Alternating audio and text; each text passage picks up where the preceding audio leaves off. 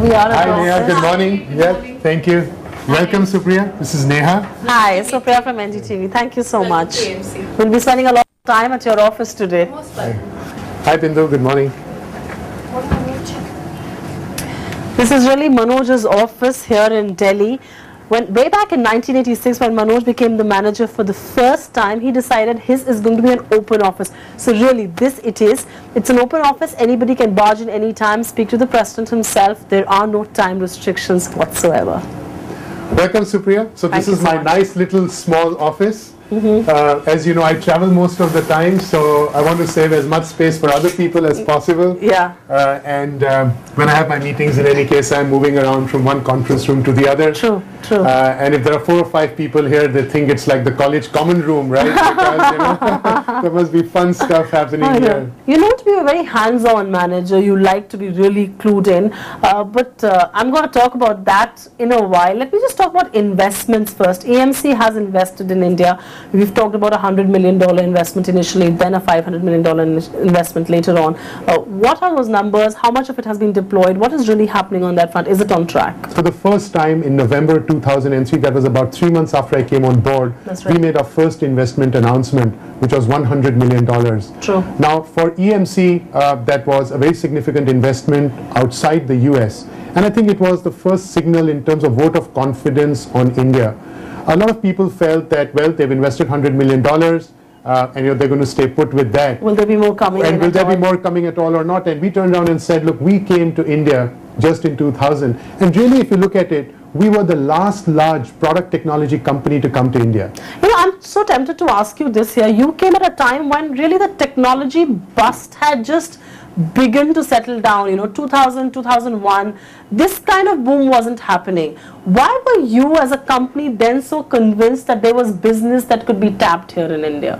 Because most people had written off technology, so to say, you know. I think, again, it goes historically to what I was doing prior to coming to EMC. Prior to coming to EMC, I used to head the operations for Cisco in this geography. That's right. And I think I saw the toughest years ever in the tech sector, you know, starting 2000, 2001, going right on to 2003 or thereabouts.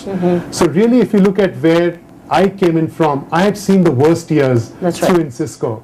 And I saw the light ahead. I clearly recognized that there was significant opportunity for us going forward. So in some sense, the gamble that you took has really paid off so very well. But I'm again tempted to ask you this question. In some sense, you had created this new market, this new category of information storage, information security and all of that.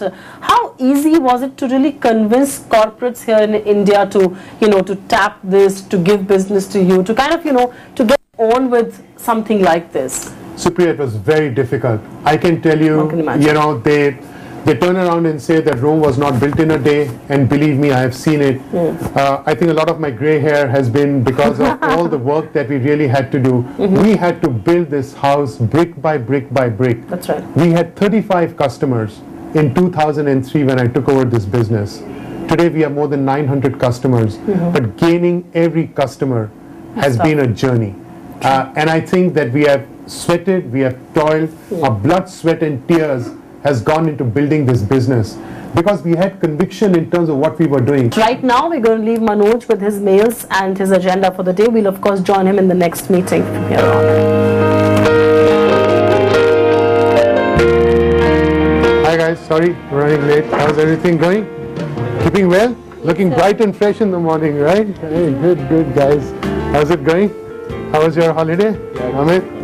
You look as young as ever.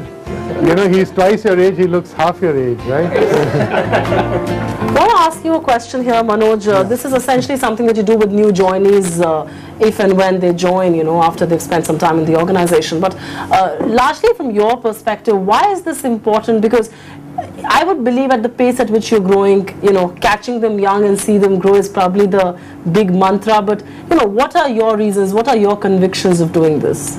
Well, you know, several reasons as to why I want to do it. One is that all the colleagues that we get are people from the industry. Many of them have worked for many years in some of the best companies in the tech sector. So I think it's very important for me to understand what are the best practices that existed in organizations where they worked before, and then to try and see if we could assimilate some of those in our business.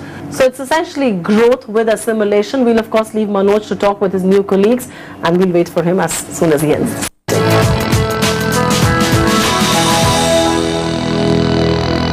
Let me ask you here, how does this really work? Is this because you do not have your entire management team sitting in one place? Is this why you do it? Is this why you choose your management team not to sit at one place? Is this a conscious decision? It's a very conscious decision because, if you look at our customers are spread across all major metros in India, and you will find there's this raging debate in the tech sector where people are debating whether our head office should be in Bangalore or Bombay.